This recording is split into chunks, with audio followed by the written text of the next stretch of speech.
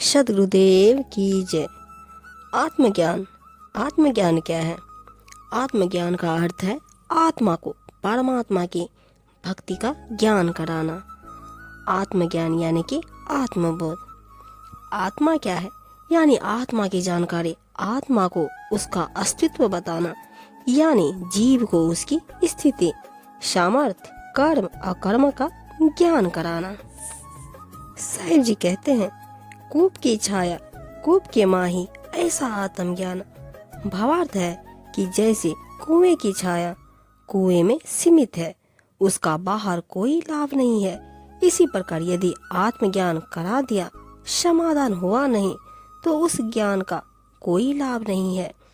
आत्मा और परमात्मा एक ये नूर जुहूर, बीच में झाई कर्म की ताते कई ये दूर। भावार्थ है कि आत्मा और परमात्मा का मिलता जुलता अस्तित्व है, क्योंकि आत्मा का जनक परमात्मा है। आत्मा कर्म की महल से जीव बनी है।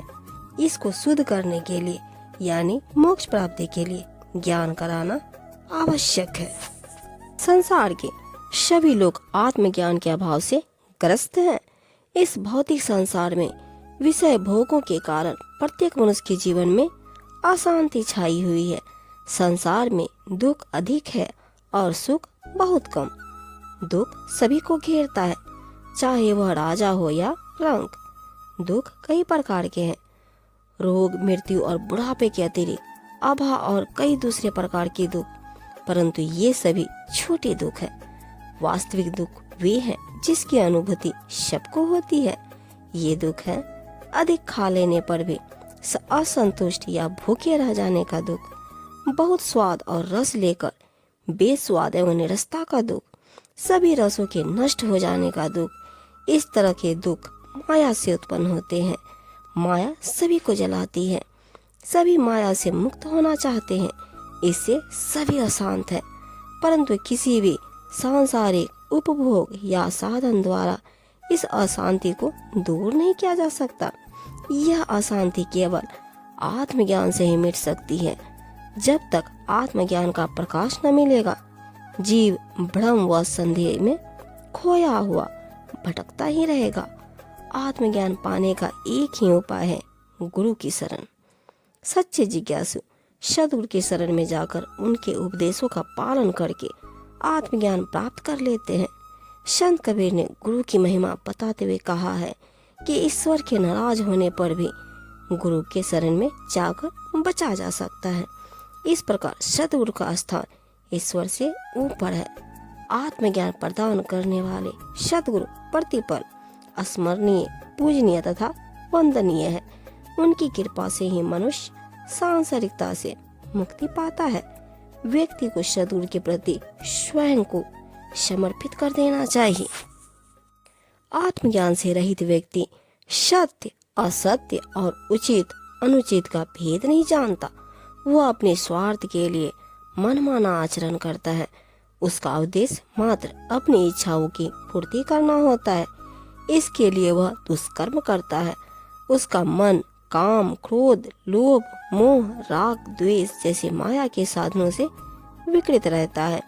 वह सदैव यही आशा करता है कि भविष्य में चरम सुख प्राप्त कर लेगा। एक तरफ तो वह मृत्यु की बाढ़ को रोकने के लिए बड़े बड़े बांध बनाता है, परंतु वह बहुत ही कम उम्र में मृत्यु रोगों से घिर जाता है। तब उसके भोग की सारी सामग्रियां व्यर्थ हो जाती है। अंत में उसे अच्छे से अच्छे वैद्य भी नहीं बचा पाते। इस प्रकार निगोरा व्यक्ति अज्ञानी होता है। वह भूल जाता है कि संसार में सभी सुख साधन और स्वयं वह नाशवान है। जन्म मरण का चक्र सदैव लगा रहता है। मनुष्य आत्मज्ञान पाकर ही ईश्वर से साक्षात्कार करता है। ऐसा होने पर उसे विषय भोगों की दास्ता से मुक्ति मिल जाती है। आत्मज्ञान प्राप्त करने के लिए मनुष्य को सद्गुरु का मार्गदर्शन मिलना आवश्यक है। आज तक जितने भी संत महात्मा हुए हैं, सभी ने सद्गुरु के शरण में ज्ञान प्राप्त किया है। जीवन का श्रृंगार जिन सद्गुणों से किया जाता है, वे सद्गुरु की सेवा व उनकी कृपा से ही संभव है। इस प्रकार सद्गुरु की कृपा और सद्गुणों को निगुरा व्यक्ति कभी प्राप्त नहीं कर सकता। उसका जीवन तो व्यर्थ की बातों में व्यतीत होता है। ज्ञान और भक्ति की बातें निगूढ़े व्यक्ति की समझ में कभी नहीं आती और न ही वह समझने का प्रयास करता है। भक्तिहीन या निगूढ़े व्यक्ति की चेतना धूमिल रहती है। वह अच्छाई का विरोध और बुराई का पक्ष लेने वाला होता है।